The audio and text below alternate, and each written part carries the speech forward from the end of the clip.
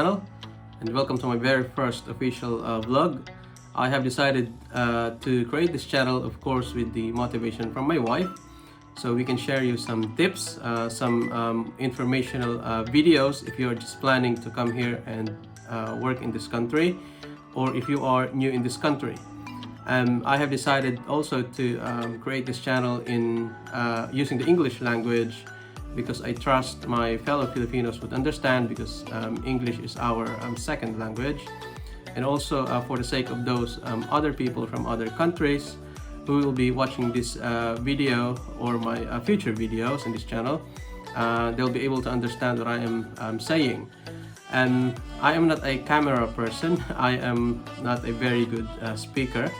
So if you guys see me stuttering or sometimes talking nonsense, please forgive me. So in this video, guys, I'll be discussing to you about how I got here by applying for a dependent visa. Because if you have a spouse working for NHS with a Tier 2 working visa, you and your children are eligible to apply for a dependent visa, so you guys can be together in this country. Only in my case, it's a little bit different, which is the main thing that I want to focus on in this video. I applied for the dependent visa while I was in Saudi Arabia, not in the Philippines.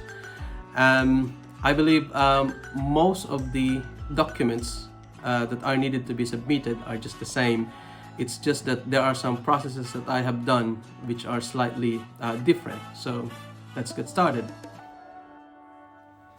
Now, these are the list of documents that I have prepared, and I divided them into three categories. Main applicant, this is your spouse working for NHS. Dependent, it's you and your children if you have children. And then the set of proof of relationship. These are the documents and some photos that will prove your relationship to the main applicant. So let's start with the main applicant list. First one is the invitation letter. Here you can see the exact letter that we prepared. This is from my wife, addressed to the visa application center in Saudi Arabia. And here you can see the exact format. This is a very simple letter, just to let the visa application center know about our plan of inviting me to come to my wife in the UK. So hopefully this letter will help you guys create your own letter. The next one is the employment contract of your wife, employment contract with NHS. Employment reference letter, which your spouse can request from their HR department. 6 months copy of your spouse's payslip and bank account statement. Most people only prepare 3 months, but that time we just made sure that everything will be approved, so we submitted 6 months copy. Then certificate of sponsorship, certified true copy of your spouse passport, entry visa, and the biometric residence permit, or the BRP, your spouse tenancy agreement, and then no objection letter from your spouse landlord. And then if in case your spouse is in a shared house or shared flat, you're gonna need also the no objection letter from the co-tenants. Just one letter, no matter how many co-tenants your spouse have. Just one no objection letter, and then at the end of the letter is the list of the co-tenants with their signature. And then your spouse birth certificate, PSA and LCR copy, or the local civil registry copy. I'm not sure if you're gonna need really the LCR copy, but again, that time we just made sure it's gonna be approved, so we prepared both PSA and LCR. And then now, dependent document list, or my documents. So my birth certificate, again, PSA and LCR copy. My original passport, and then the photocopy from all the pages. I'm not sure if you really need the photocopy from all the pages, but I think you only need the information page and the back page of your passport. So it's up to you if you're gonna make a photocopy of all the pages like what I did. And then the latest exit re-entry stamp in your passport. Since the stamp in Saudi Arabia are in Arabic text, there are some offices in Saudi Arabia who can do the translation to English and then get it stamped by the Chamber of Commerce, so it's like legally authenticated. Every document which are in Arabic text, you need to get them translated in English and then stamped by the Chamber of Commerce. And then the next one is transcript of record from your university back in the Philippines. Any educational or vocational certificates like TESDA certificate if you have one. Your certificate of employment from Saudi Arabia, again stamped by Chamber of Commerce. Payslip and bank account statement copies. My payslip I prepared 6 months. My bank account statement I prepared 3 months, but it's up to you guys. What will you prepare, 3 or 6 months? It's up to you really. And then a copy of my ikama or the proof of residence, again translated in English and stamped by Chamber of Commerce. Police clearance, and then the visa application form from Visa for UK website. Visa application email confirmation. It's just the screenshot of the email confirmation, and then I just printed that out. Also for the IHS number / proof of payment, proof of IHS payment, it's just the screenshot from the email and then just print that out. And then since Saudi Arabia is not on the list of the countries that needs to prepare TB test when applying for dependent visa in UK, so you don't need to prepare this one. In this website, gov.uk/TB test visa, you can see here the list of countries that are required to prepare this TB test when applying for dependent visa. And then let's go to the third category, which is the proof of relationship documents. So number 1, your marriage contract, PSA, and then the wedding invitations and photos. They need to see some picture that will prove your relationship to the main applicant. So that time I prepared photos of our wedding invitation and wedding photos, and then some photos of us together, and then with families and with friends, and some screenshots from Facebook or Messenger conversations. So yes, these are the list of documents that we have prepared. And then once you have completed all these documents, make sure that you already have the booking of appearance in VFS or the Visa Application Center in Saudi Arabia.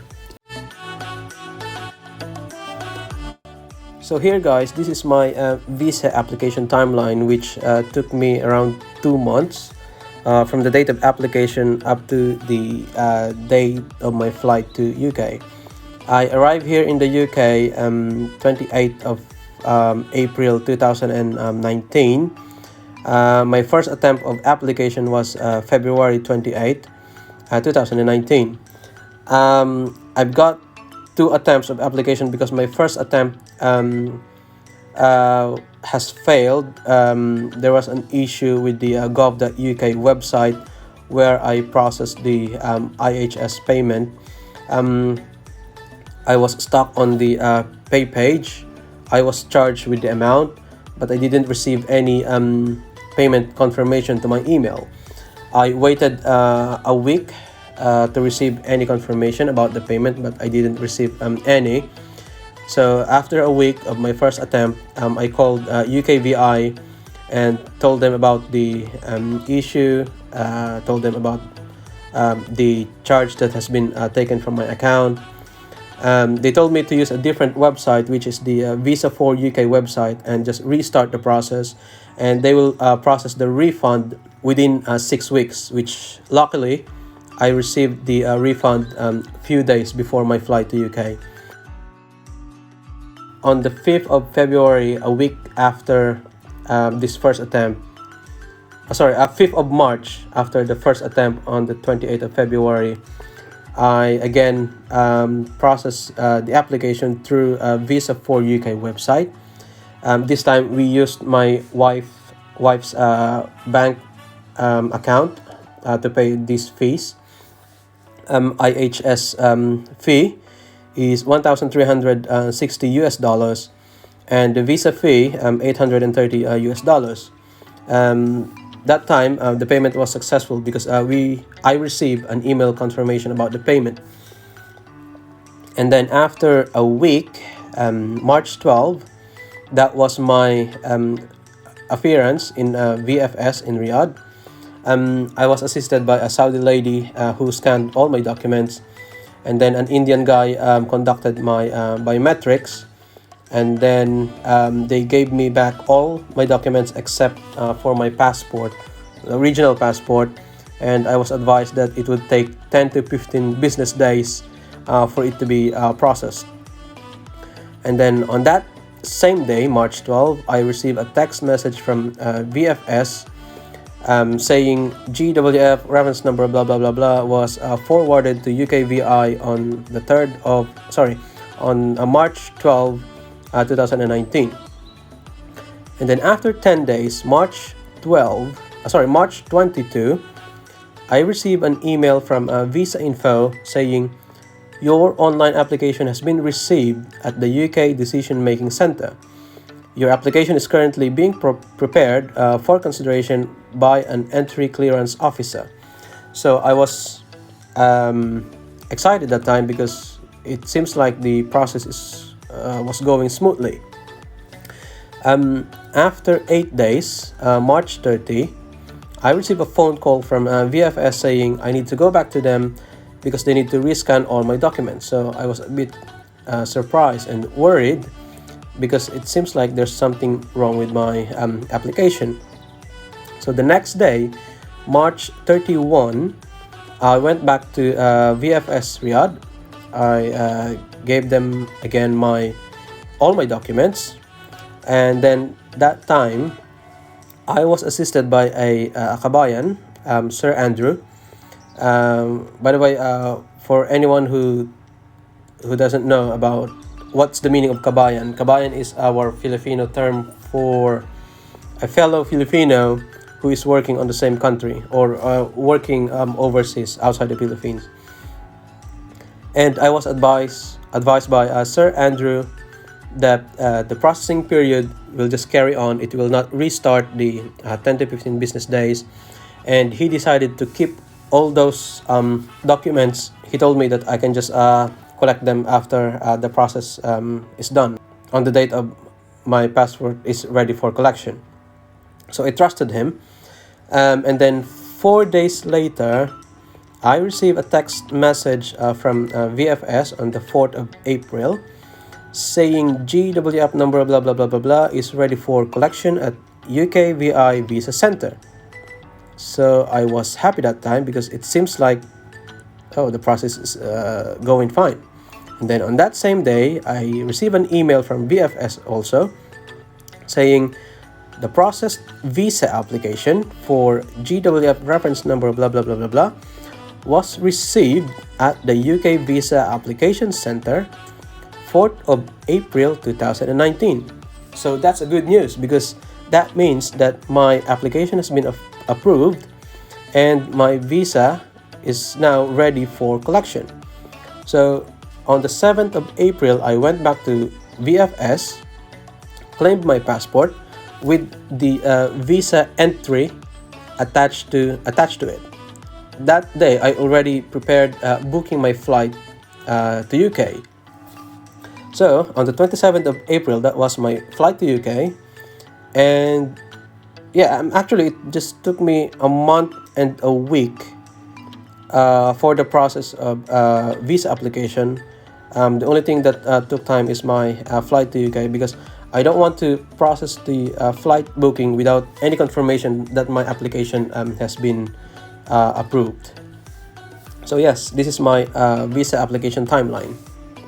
So thank you very much guys for watching my very first official vlog. I hope I was able to give you some tips and information on how you're going to prepare and the documents that you need to prepare if you are applying for a dependent visa from Saudi Arabia. And I hope to see you on my next videos. Thank you.